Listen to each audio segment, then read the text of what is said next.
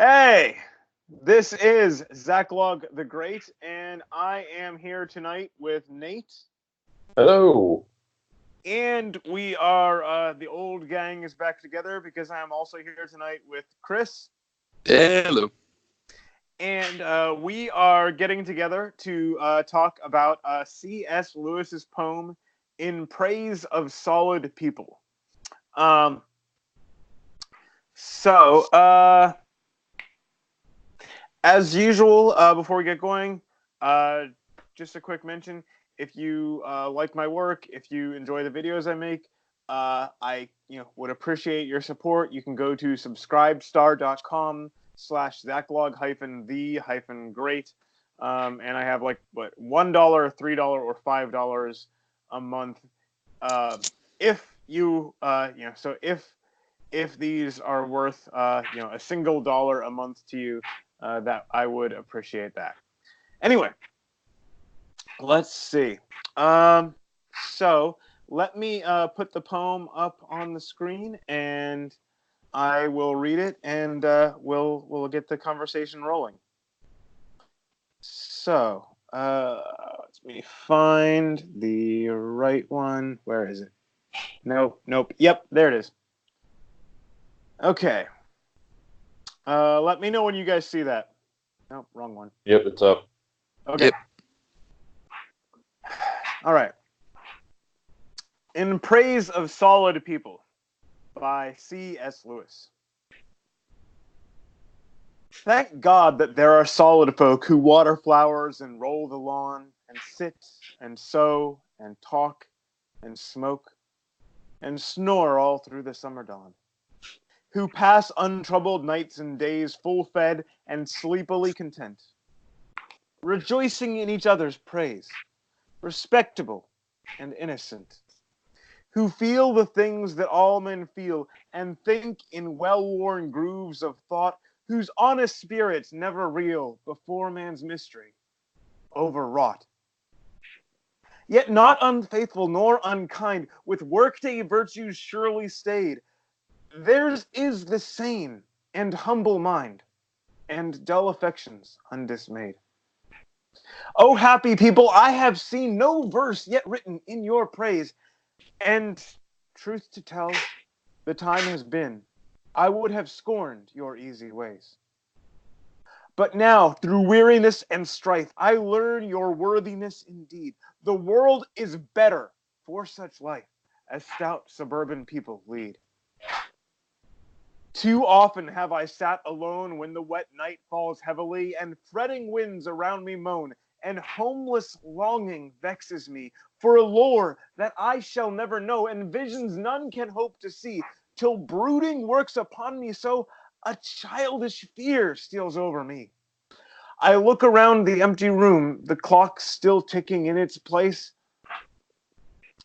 and all else silent as the tomb, till suddenly I think a face grows from the darkness just beside. I turn, and lo, it fades away, and soon another phantom tide of shifting dreams begins to play, and dusky galleys past me sail full freighted on a fairy sea. I hear the silken merchants hail across the ringing waves to me. Then suddenly, again, the room. Familiar books about me piled, and I, alone, amid the gloom, by one more mocking dream, beguiled, and still no nearer to the light, and still no further from myself, alone and lost in clinging night. Clocks still ticking on the shelf. Then do I envy solid folk who sit of evenings by the fire after their work and doze and smoke, and are not fretted by desire.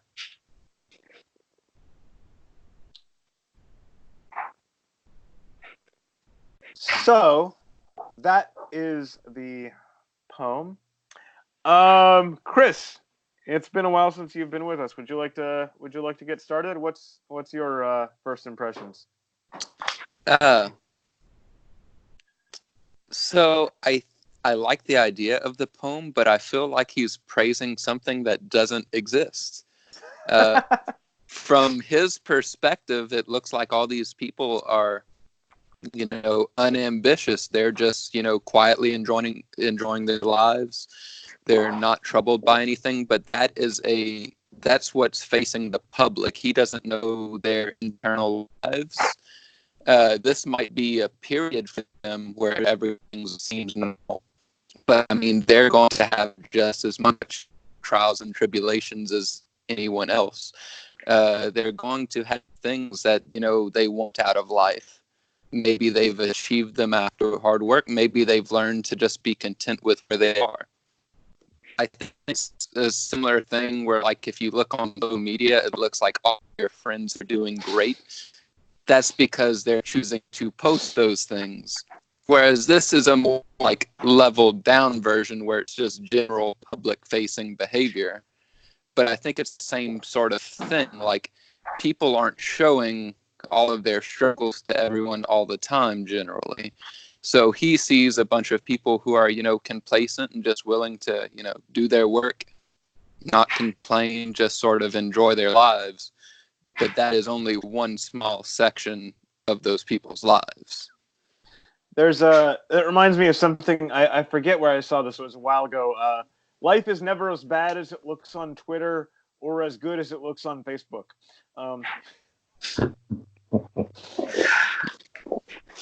Nate, were you? Yeah, I'm not sure I agree with Chris on that one. I feel like he's not saying they don't have desires, they don't have things they want, need, or worry about, but they're not overly troubled by them. They're just sort of going, well, okay, but I have what I need. I've got all the basics. I've got, stuff I must have. And, life is pretty good, even if I don't have everything I want. I mean, I have desires, but they're not, pressing necessities. They're just, I'd like a better, a better snifter of brandy, or I'd like, a slightly more spacious motor carriage. But in the end, I don't think he's saying, again, like I said already, he's not saying they don't have desires. They're untroubled by them. Well, and the other thing, he's not talking about when he's saying that, like, they don't worry about these kind of things. He's not talking about, like, they don't worry about health problems or paying the rent or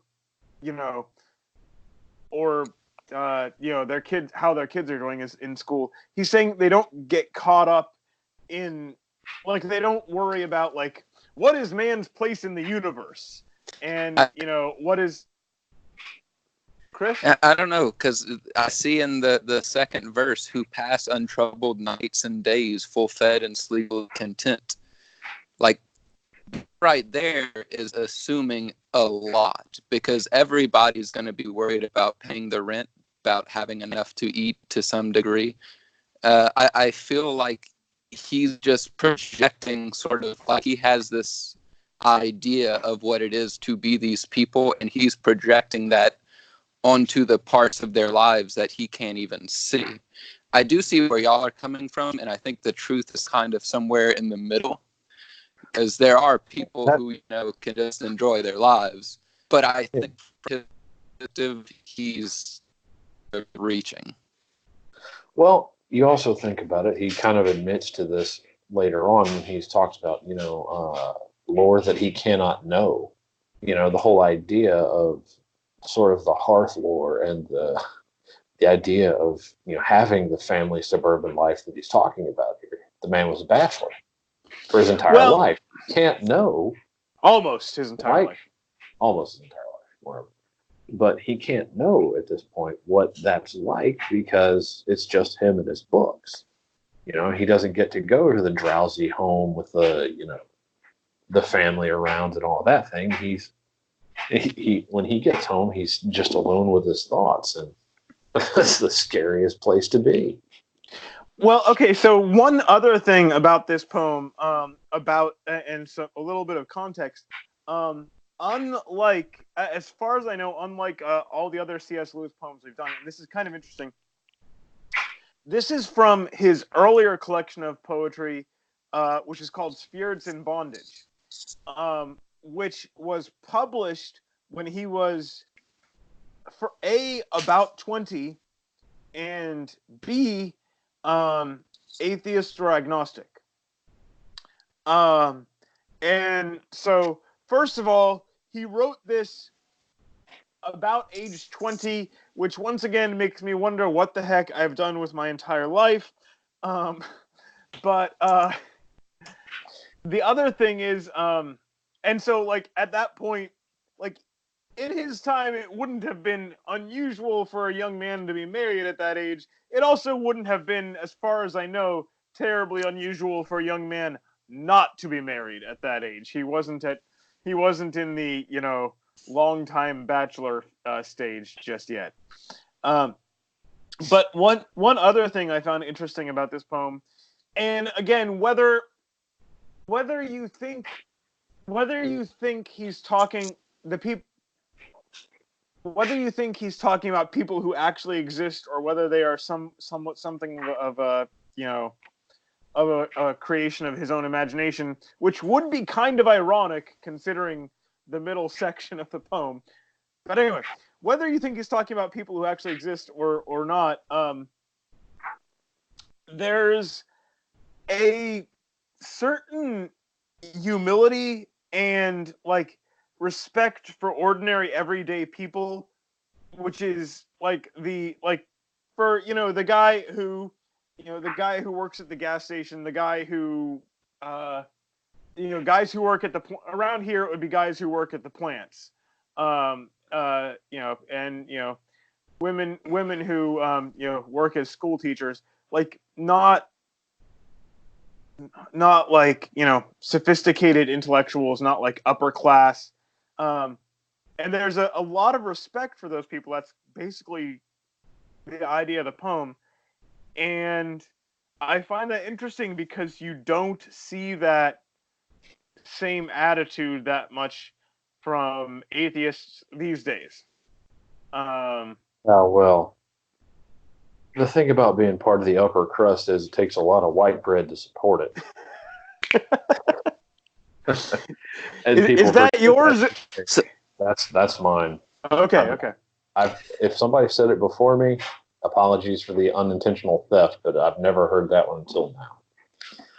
But the deal is that, back in the day, there was still the whole, the respect for the honest day's work, for the honest day's pay, just the stout soul doing what he can do and going about his business. And, the idea that you needed to be some tortured intellectual, people weren't that stupid yet. Society hadn't become that ridiculous.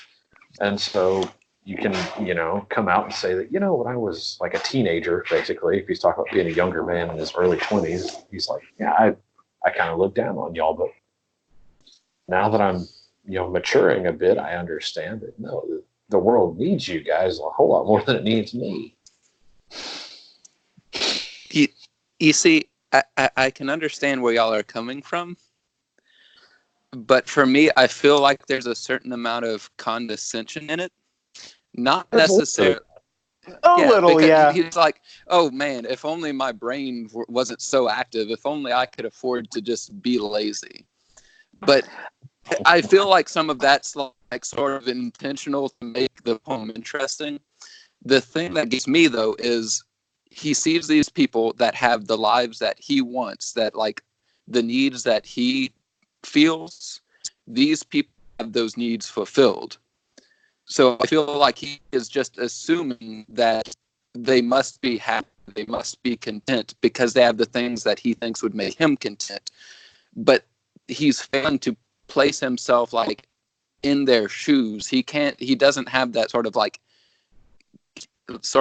empathy. Like, he hasn't quite been able to, like, place himself in their point. I feel like I'm trying to say something, I'm forgetting the word.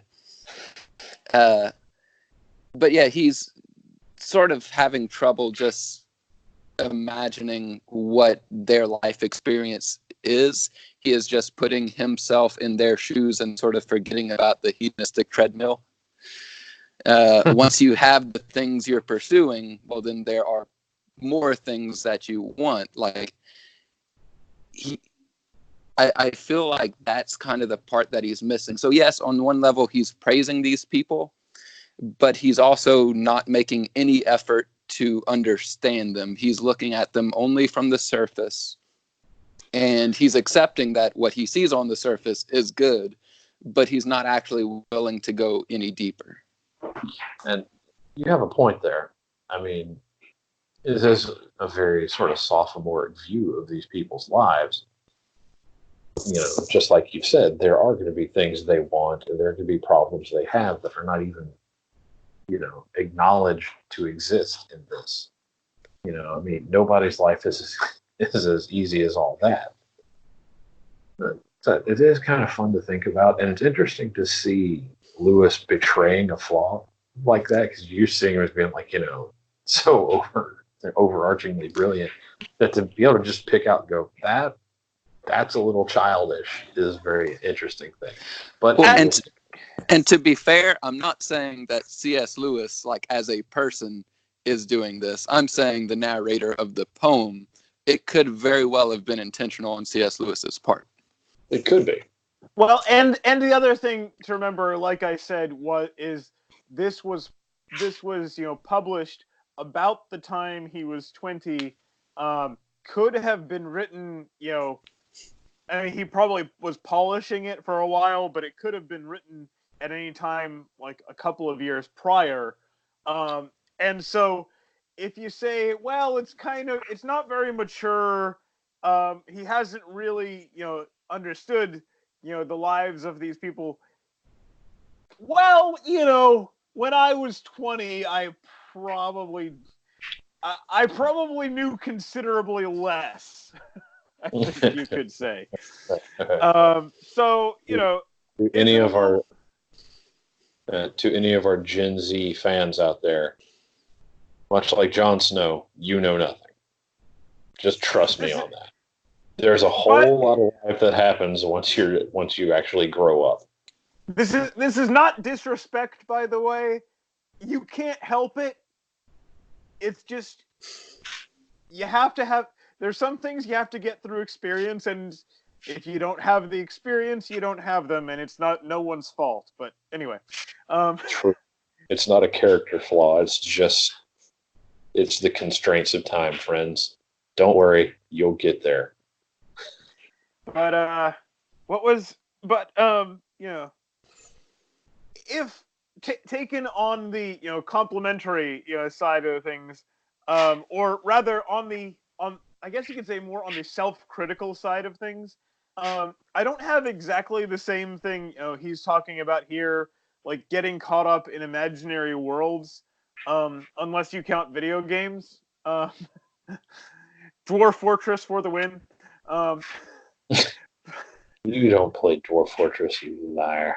I know, but I'm saying that would definitely that could qualify as getting caught up in imaginary worlds. Probably not as bad as World of Warcraft. But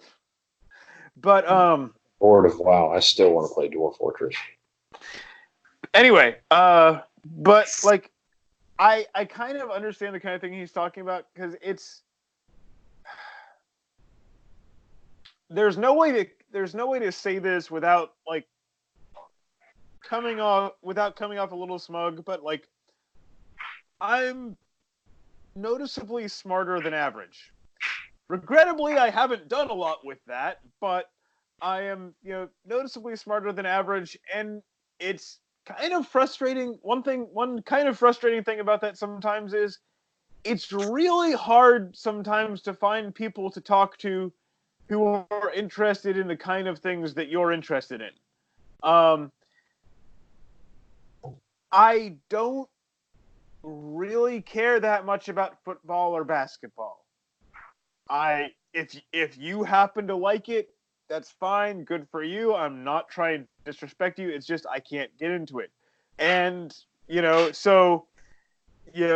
the kind of things I like to talk about, for instance, old poetry, it's kind of hard to just sit down with a random person and start a conversation on these things, and it's kind of lonely. And I think that's not exactly what he was talking about in this, but I think it's kind of related, and it's yeah. And so in some ways I have a little bit of the same envy. It's like, gee, it would be nice if I could, just hold standard opinions and be interested in, the standard set of, entertainments.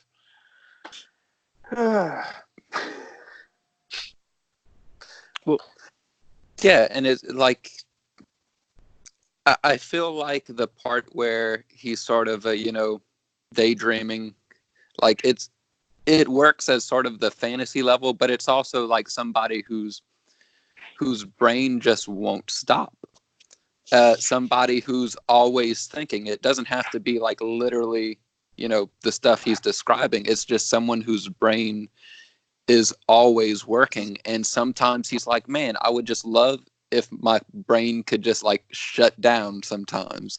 If I could just not worry, just not think about work or study or whatever. And I have heard that like people with very high intelligence tend to abuse like drugs and alcohol more than the general population. And also you have like, even in literature, Sherlock Holmes 7% solution. Right. And I think there is this idea where, sometimes you just want to relax. You just don't want to think about anything. You just want to sit on the couch and watch some stupid TV show. I wish, I don't remember it exactly. I wish I had it at hand. I could bring up the clip from Hot Fuzz. Do you guys know what I'm talking? Well, I was thinking of, he's like, shut it off. How to turn off. Yeah, and that's the what problem. I'll help you with, mate. And so it's really difficult sometimes to, activate screensaver mode. And just kind of be like, all right, for a few minutes. Well, and that's... What I will say is that having children really helps with that, because after a while you get so freaking mentally exhausted, your brain's like, all right, look, you've got cerebrospinal fluid bubbling out your ears with steam in it. Just chill out for a minute. We're overheated. Just stop. Let's sit still and exist for a few minutes. Don't worry about it. But in the end, it's, it is kind of comforting to be able to just zone out. That's one of the things fishing is really good for. It's meditation with an object in your hand. That actually, it reminds me of like, when I've worked, some, retail jobs, and they have like the radio on all the time, and like you don't have any say about that. And like I would have to listen to the same stupid songs over and over again, and I would end up rewriting them in my head, and making jokes out of them, because like I've heard this is something kind of common with creative people, that they tend to have poor filters. This definitely describes me. I have a really bad time just ignoring things. If the TV is on, like it's going to be catching my attention whether I want to do something else or not. And so, like, for me, like I said, if the radio's on, it's on a stupid song, I end up having to do something with it because I can't just filter it out. And I think it's, a little bit of the same, kind of thing. And now, again, I probably sound like kind of a, pretentious, smug jerk. But, You regularly post like classic literature and poems on the internet. Like, I don't think there's any avoiding that. Yeah. But so anyway, return to the poem.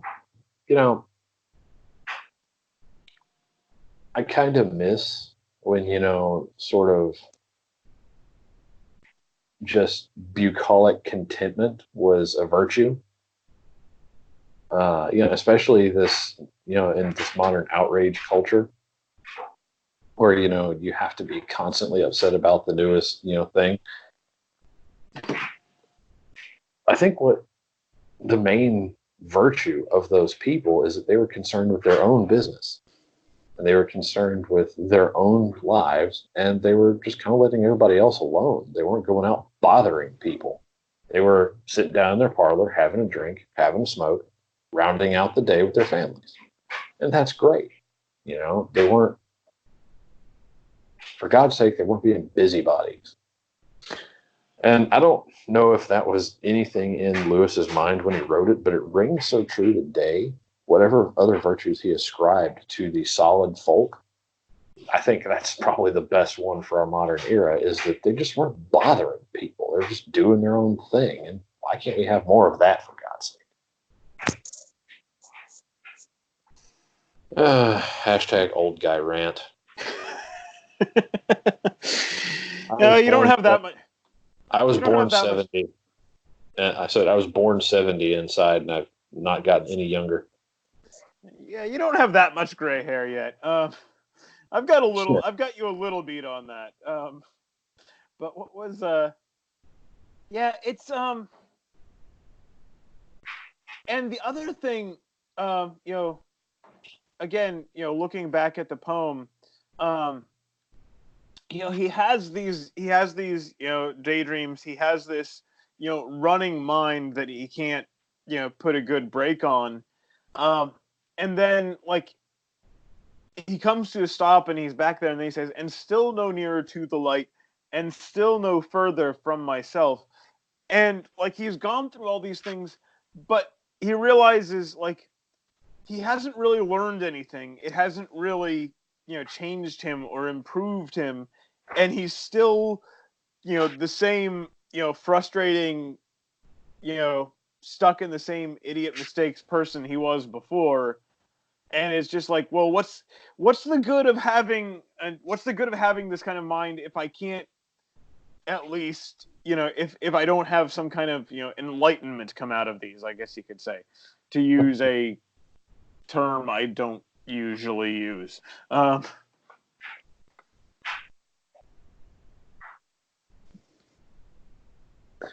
Well, that's what happens when you're an atheist / agnostic. Good thing he grew out of it. Well, yes. Oh, go ahead. And I speaking of him being an atheist, like, he does seem to see himself as, like, completely distinct from this class of people. And that's something that wouldn't be as strong if he was, you know, a Christian or, you know, part of some religious congregation. Because that's one thing about, you know, meeting on, you know, at least a weekly basis with your community, singing songs together, you know, hearing the same messages preached. Even if you feel like you're different on some level, there becomes some connection with those around you, where on another level, like, you are the same, you are one of these people. And then that also, through that, you learn more about their lives, more about their concerns. So that is something that, you know, actually, like, starting to go to church, being part of a religious community, would actually help somebody with.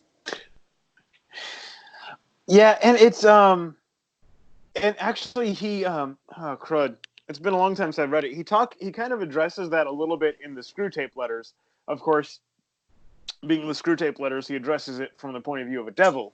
But, you know, he talks about, like, you know, and he's going to church and he doesn't see, you know, what you're seeing. You want to, you know, make the patient, you, the tempter, want to make the patient see, you know, this, you know, crude kind of stupid butcher from the shop down the road. You don't want him to see, you know, a saint in training, which is what we see. And, you know, learning, and, you know, again, that is, you know, part of being a Christian, part of being part of that kind of community, that you can learn to see through these appearances a little bit more, just by the virtue of the common faith you hold. That's true, and the sense of isolation isn't one I really got until we start talking about it just now. But yeah, he really is all on his own here. And so maybe that's part of the reason he so idolizes these people and puts them up, doesn't ascribe to them really any flaws, you know, that he seems to hold them up as just such a content and peaceful race is because he is outside and, he ostensibly would like to be inside. Because even as a bachelor, you can get into this kind of comfortable society and, at least crib a bit of this contentment, by having friends and having those connections and, having the dinners and the whatever, with your friends. And, you can still become a part of the life, to as much as as much as a single man can when a lot of this is, home life. But still, I think that this sense of isolation really does inform a lot of the writing here. Well, and the other thing in terms of like, if you say he's kind of idealizing the people he's talking about, halfway in he says, "Oh, happy people, I have seen no verse yet written in your praise, and truth to tell, the time has been I would have scorned your easy ways." And he's saying, like,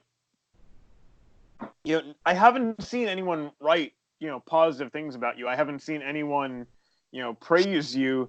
And I would have been on the other side of this myself not that long ago. And so you could say maybe he's overcorrecting here, and idealizing them a bit.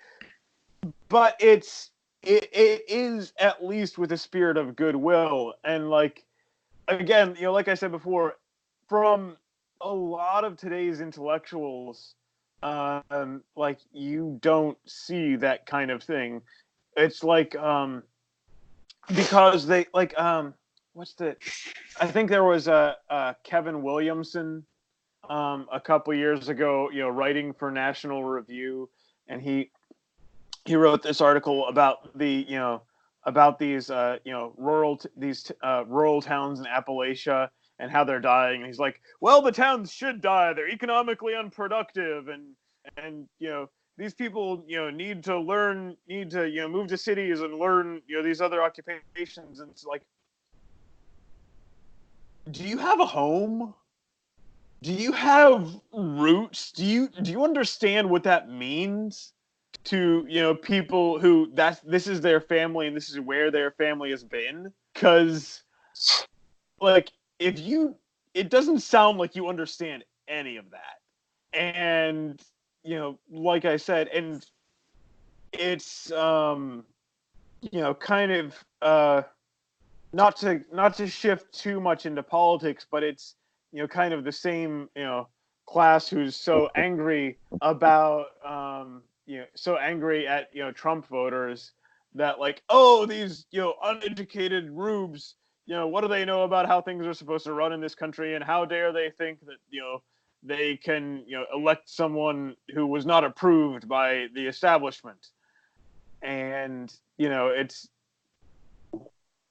those, that's the kind of people, that's the group of people that he's talking about here, and that's also the that's the attitude he's trying to come back from, maybe overcorrects.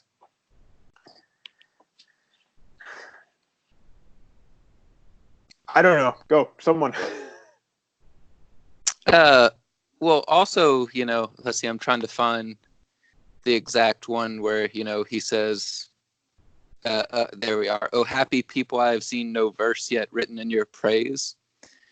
So I feel like that's no longer the case anymore. And that's mostly due to, like, country and Western music, because kind of what you were talking about, like this disconnect from, the home your families always have. Like, that's the basis of country music, is sort of a longing for a simpler life, for the old ways,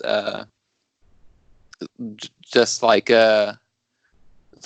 Dolly Parton's, like, Tennessee Mountain Home. Like, it's all looking back to where your family came from, and imagining a life that's not easy. It's hard work, but you also know what you have to do every day. It's much more simple in like an intellectual way, a lot harder in a physical way. But there's a certain romantic quality to it, and I feel like it's only once we started leaving that sort of life as a society is where people started to really miss it, which is something that I guess C.S. Lewis caught on just a little bit early. So what you're saying is he's a country western hipster. A little bit. That's the thing about it is that, and it's the same, it hits a lot of the same notes that Lewis is talking about here. It's the simple wholesomeness of it. Well, so this would have, I was about to say, this would have been written, this would have had to have been written in like the 1910s, and like I'm not fantastic with matters of history like this, but industrialization kind of hit England a good bit faster than America, and so like it would have been for them, and also it would have been not long after World War I, where Lewis was a soldier, and so. Sorry, I'm just trying to place, 14 through 18 was World War One. So if this is in the early teens, it would be before. Well, it was published at about age 20. So I believe he was born in 1898. So this would have been either during or immediately after World War One. Which he was a soldier in World War One, and even though he was a bit of an even though he was something of an intellectual, that would have been probably a pretty good place where he would have met and interacted with. Wait, was he a soldier? I know Tolkien was. Oh, dang it! Now this is bothering me. I believe he was. Huh. Oh, God, this is bothering me because I should know this. This shouldn't be a question. But that's an environment where you are going to meet and interact with a lot of the solid people he is talking about here. The English GIs would not have been terribly a selective upper crust kind of group. Okay, yes, he was a second lieutenant on his 19th birthday, which was 1917. He arrived at the front line in Somme Valley in France, where he experienced trench warfare. He wasn't for long, though. Let's see. He was wounded? The next year, he was wounded, and two of his colleagues were killed by a British shell falling short of its target. Oh, that sucks. Oh God. Then so whenever he recovered, he was assigned duty to Andover, England, and was demobilized soon after and returned to his studies. This is all on his Wikipedia page. So a very short and not good career through no fault of his own. Well, it's one of Murphy's corollaries is that the only thing more accurate than enemy artillery is friendly artillery. So it was but yeah, I mean, like I said, actually, I don't know if I did say, I like the sense of this poem. Again, even if you say he's idealizing these people, even if it's a very surface read, just that I'm glad that there's this class of people, and I hope they do well, because like I said, that sense is very much missing, from our intelligentsia today. There's a lot of contempt for, ordinary everyday Americans who, just want their kids to grow up in a town that kind of looks like, the one they grew up in, who don't want their world upended and rearranged for the schemes of some guy in Washington who's never held a real job. Right. But I also think it's just dangerous to think of, ordinary folk as just having, no desires in and of themselves. Because, I mean, for every guy that's like stuck in a factory doing the same thing for like 8 hours in a row, it's like that guy probably has things that he wants to do. Like he wants to find fulfillment in his life. So to assume that he is happy and feels like satisfied doing that, I think that could go to a dangerous extreme in the other direction. Like, people are still people. They still have like complex human emotions. Just because you don't see that upon a surface viewing does not mean you should, assume that. Well, that's true, but we've already come at that. Yeah, I mean, it's a very simplistic view. Right. But at the same time, he's also not trying to do a dissection of solid people. He's just in praise of solid people. He's taking the good things about them that are not generally extolled, and he's saying that, hey, look, these are the good things about you that are not generally extolled. So, right. I mean, whether or not he, truly sees the sort of more inner dynamic of what's going on with these folks isn't really the point of the piece. It's to point out that these put upon, these just generally decent, hardworking people who are often dumped upon in, these upper circles. They're really very good, very valuable people, and they have a lot of worthiness to them that we don't usually talk about, and that's the whole point of the poem, I guess. I said so. I mean, the whole idea that it can be dangerous to take this idea too far. These people are that simple. Well, yeah, of course. But again, that's not the purpose of the piece.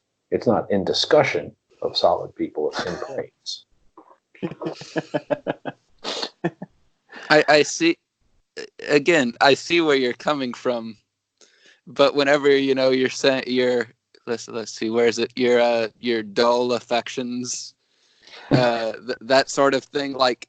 A little condescending, yeah. Exactly. I have to give you that one. And again, I'm not saying praised his position in that one.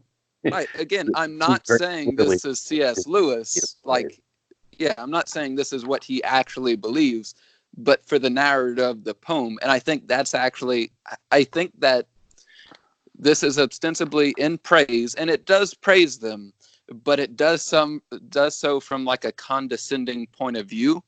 I feel like that's where the poem gets a lot of its texture. I feel like if it was purely in praise, then, oh yeah, that's a good idea, but it probably would not be as interesting of a poem. Yeah, I mean, because it's just the same way we praise good doggies. It's a bit of a pat on the head. Yeah, and it's really easy if you're trying to write something positive, to become saccharine, to become, cheap greeting card kind of sentiments, and you have to have, like, to avoid that, sometimes you have to have some kind of bite somewhere in it. I don't know. It's also the same reason I liked the poem by George Herbert, Gratefulness, by George Herbert, because it was, on the topic of, Thanksgiving to God, but it also has this really weird irony, like, running through the whole thing. And so, yeah, and that line is, oh, yeah, at least a little condescending. But at the same time, here, wait, let me see.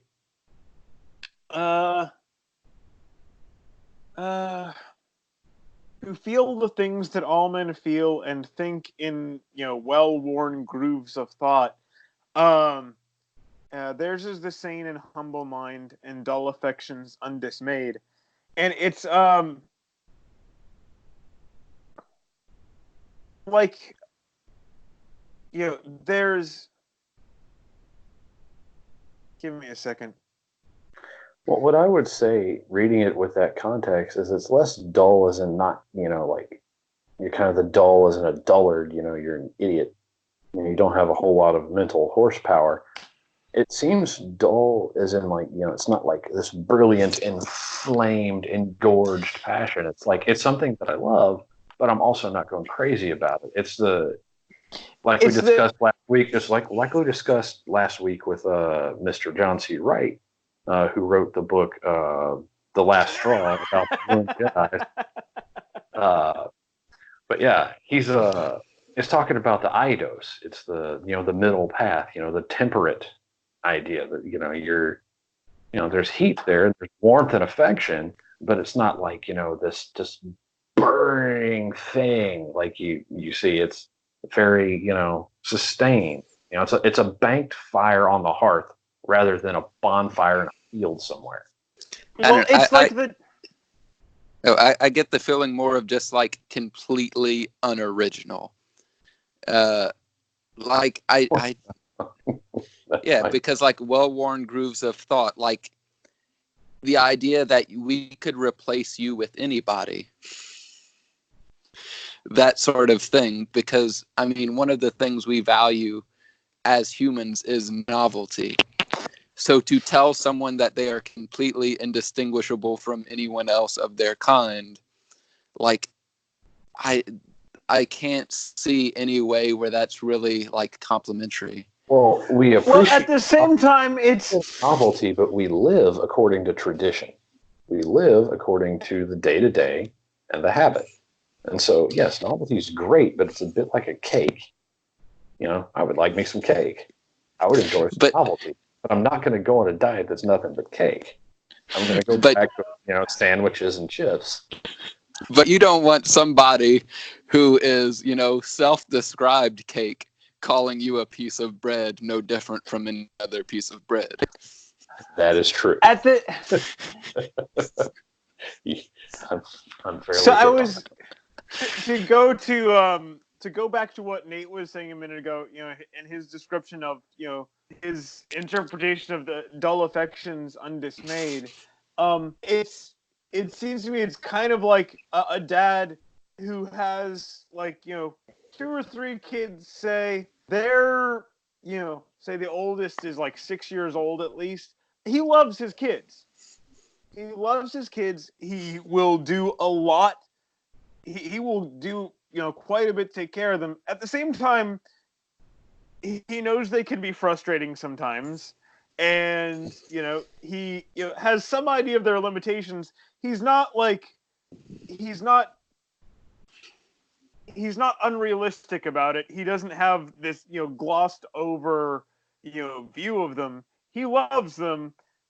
He's also aware of, their kids, and sometimes they're a bit annoying, and sometimes they don't listen very well. I love them, and I would. I think what it comes down to is just, since I am someone who works in fast food, like I am strongly identifying with the common folk here. So I feel a little attacked. Knowing who you are and knowing knowing the kind of people who work in fast food, because I've been there, I actually feel like you're identifying very strongly with Lewis and maybe giving a bit of your own views here. But I mean, look, perhaps there might be some element of that, because I can definitely, I know where he's coming from with parts of it, but at the same time, I guess when I think of common people, like just over time, just like I think of mine, we come from common folk. We were born to people of the land, as it were. Right, because like I've had the same thing, kind of what you were describing earlier, Sean, where I have interests that were not shared by people around me. Like, because I also was not interested in like football and baseball and stuff. I was also, as a teenager, like reading Paradise Lost and the Odyssey and stuff. So I can understand that. But at the same time, like, I've worked a lot of like, jobs that are not considered glamorous. And I've met a lot of people similar to me in those jobs. So the idea of lumping like common laborers into this sort of, common solid people, like a lot of those people have like hobbies and they are individuals. So the idea of somebody like outside thinking they're better, sort of lumping them all together, like that just comes across as just really immature. But again, that also seems to be part of the poem. Like, I feel like all of that sort of wrapped up in there. Well, and the other thing, taking to account too, is that C.S. Lewis was British, and I don't know this from experience, but I've heard people say, and it was probably even more true then, that the sense of class division is much more distinct in England than it would be in the U.S. Where all of us live. Maybe I should have gotten a Brit in on this on this poetry talk. There's actually someone I'd like to talk to. I'll see if I can rope him in at some point. But at the same time, when you think about it, we still have that pretty heavily in the U.S. I mean, you have a plumber that has his own business. He's gonna be making a lot more money than your average college professor. Which one does society respect more? Which one should society respect more is the better question. You'll find two different answers. But anyway, what I would say about that is that, while we have sort of these roles and these sort of ideas about, who's more respectable and who's whatever, we never had like a formalized structure of these people are just better than you, period. By birth or whatever, they're just better than you. You are, a peasant, that's a noble, that's a royal. And so we never really had that here. I mean, so it's a bit different for us also to think of a class of people. We lump it according to a sort of different idea. It's more of a lifestyle thing than a permanent station. You can become upper crust. I mean, how many of these, these middle-class kids go to Ivy League schools because they, have the ability and the mental talent, and they actually, go there and get ruined and then become upper crust useless leaves.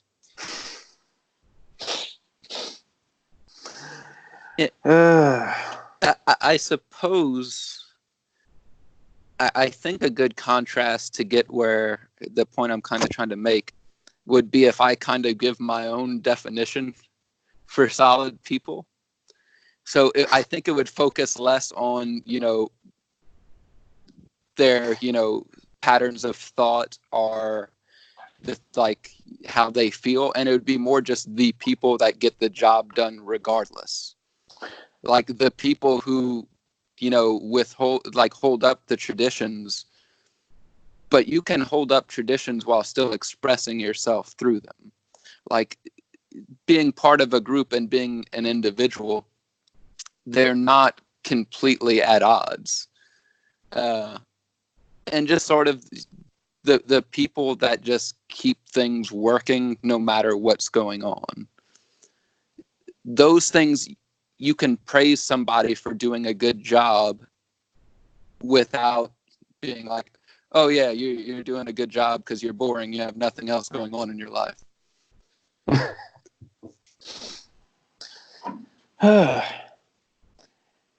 Well, I don't know. I think I've covered most of the big things I wanted to get in this poem. Chris, did you have any last thoughts on this one, or? I think we pretty much covered it. Honestly, I feel like in trying to discuss my side, it probably came on stronger than I was actually intending. I think the way I feel about it, sort of like in the middle of everything we were talking about. It's just that since y'all went kind of the opposite direction, I was trying to balance things out. But Yeah. but No, yeah, overall, I think it's just a great poem, and I love that there's so much, rich texture in it, where there's room for differing opinions and different levels between those. And the other thing I said, like, this was published when he was about 20, and like I'm like, okay, what have I accomplished again? Nate. Yeah, I mean, I feel like we could, this is one of those things you could sit around and chew over for hours at a time with, whiskey sours and beef jerky. It'd be just an evening well spent, but I feel like we've had fruitful discussion. And in the end, I'm on the side of the country and Western artists that, being simple people, knowing where you come from, what you believe, and, valuing hard work and simple pleasures is a good thing. It's a recipe for contentment. And so your affections, they remain, they remain dull, but they remain alive, And so, like I said, you find that sort of just low key rhythm in life and just enjoy the goodness and simplicity of things. Because honestly, the more complicated you make it, the more of a pain in the butt it is to deal with. Okay, well, in that case, thank you both for joining me, and I think we had a good talk, and God be with you. Also with you. Have a good one.